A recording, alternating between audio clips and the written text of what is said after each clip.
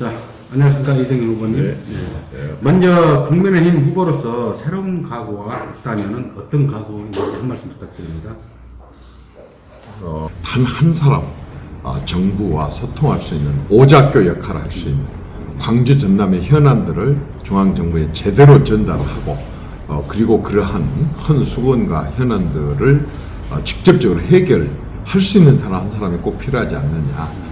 저는 광주 전남 전북의 소통 통로가 되는 오작교 역할을 꼭 좀 한번 하고 싶습니다. 저는 지금 광양이 아주 발전 잠재력이 가득 차 있는 지역임에도 불구하고 지금까지 그 잠재력을 제대로 발휘를 못하고 활용을 못하고 있다, 이런 생각을 갖고 있어요.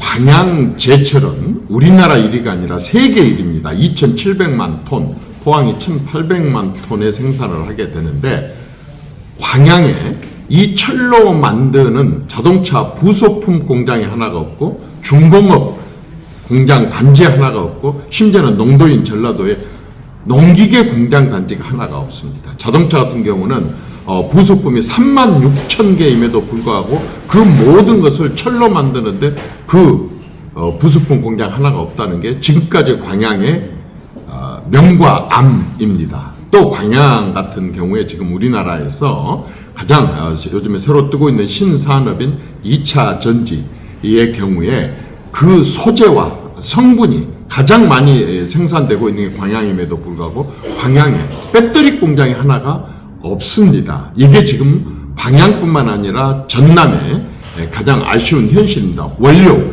재료, 성분은 생산하면서 그걸 싣고 물리비용을 들여서 다른 지역으로 가서 배도 만들고 자동차도 만들고 중공업도 만들면서도 정작 일자리를 창출할 수 있고 그 부가가치가 높은 그런 제품 생산을 하나도 못한 곳이 전남이기 때문에 저는 이번에 광양 국회의원이 될 수 있다고 한다 그런다면 광양망권에 국가 산단을 대개조를 좀 시켜서 이제 명실상부한 그야말로 산업단지가 될 수 있도록 그렇게 한번 해보겠습니다.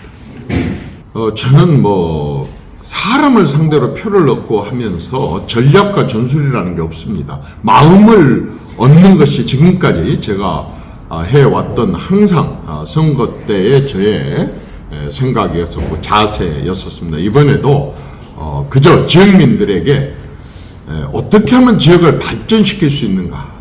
저는 민주당이 잘못했다고 얘기를 하지 않겠습니다. 민주당하고 다른 방식으로 한번 해보겠습니다. 지금까지 전남이 정치의 전남이었다고 한다면 저는 삶의 전남만 챙기는 자세로 임하다 보면 지역민들도 그 부분에 있어서 순천 시민 곡성 국민들이 저에게 마음을 열어줬듯이 그렇게 열어줄 수 있지 않겠는가 하는 그런 생각을 갖고 저는 일단 적어도 국회의원에 나올 후보라고 하면 상대가 누가 됐든 훌륭한 분들입니다. 간단치 않게 살아온 사람들입니다.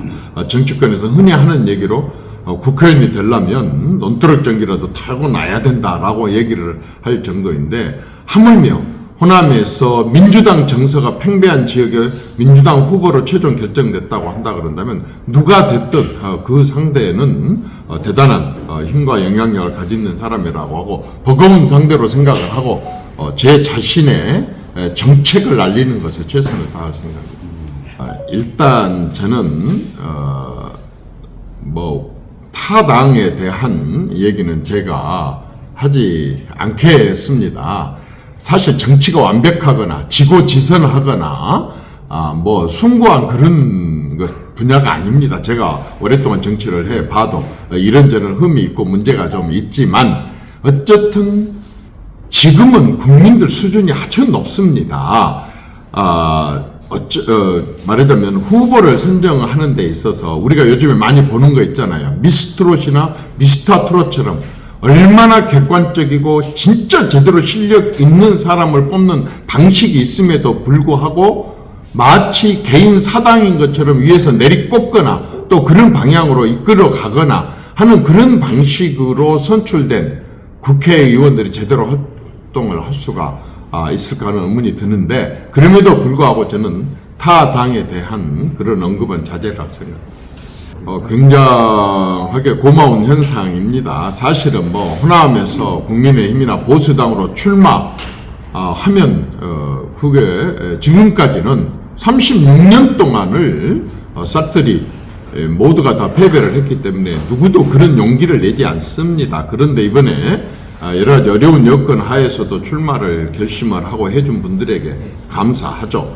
전남 동북권의 지금 가장 큰 이슈는 의대 유치입니다. 제가 국회의원 시절에 19대, 20대 때 의대를 유치하기 위해서 특별 법안을 냈고, 그리고 그 법안이 거의 정말 성사 직전에 갔다가, 그 여러 가지 정말 좀 비협조로 인해 가지고, 결국 성사가 안 됐는데, 지금 의과대학을 하나 정도는 무의대 도인 전라남도에 주겠다고 하는 대통령 의지가 있는 만큼 이번 기회에서 전남 동북권이 절대로 이 기회를 놓쳐서는 안 된다고 생각하고 국민의힘의 후보들 뿐만 아니고 여야의 동북권에 있는 모든 정치권 그리고 행정 지역 주민들과 함께 이번에는 마음을 모아서 이런 국민의 생명, 재산하고 관련되어 있는 의대 유치에 대해서는 모두가 한마음으로 나서야 되고 저는 그 부분에 있어서 이미 해본 적이 있기 때문에 가장 앞장서서 반드시 관철을 한번 시켜볼 생각입니다.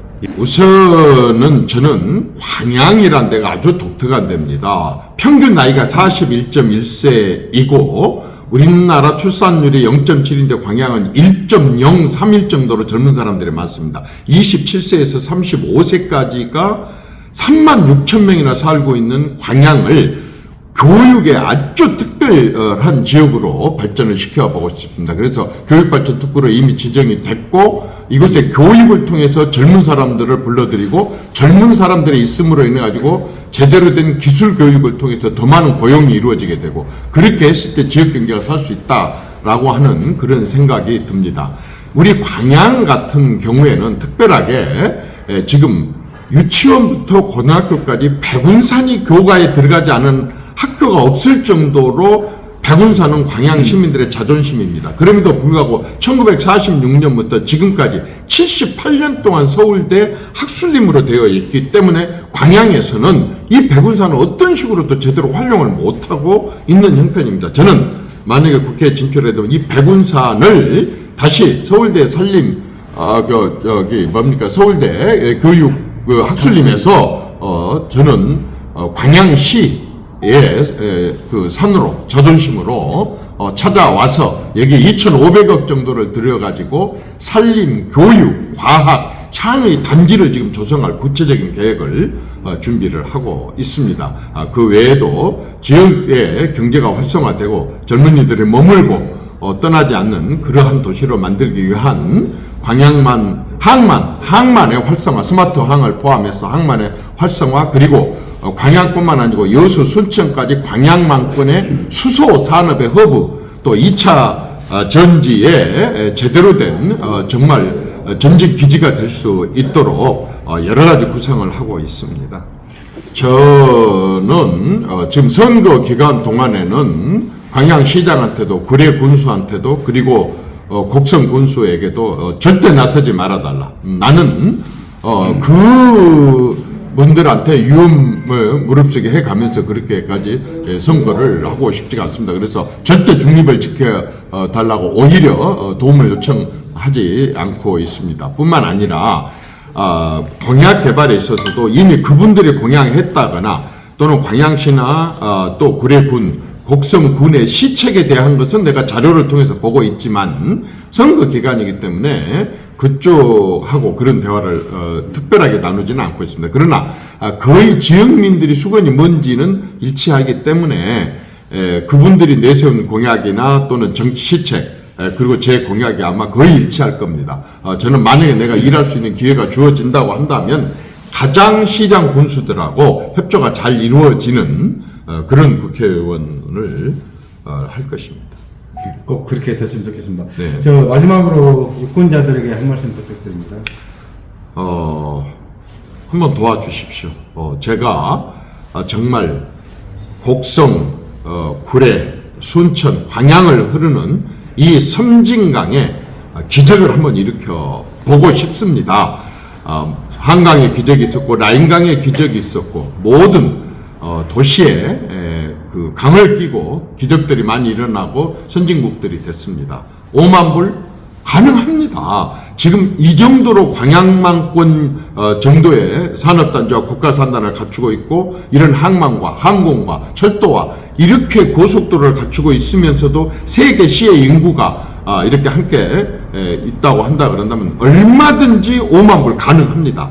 누가 하겠습니까? 결국 사람이 합니다. 어떤 사람이 합니까? 할 수 있는 사람.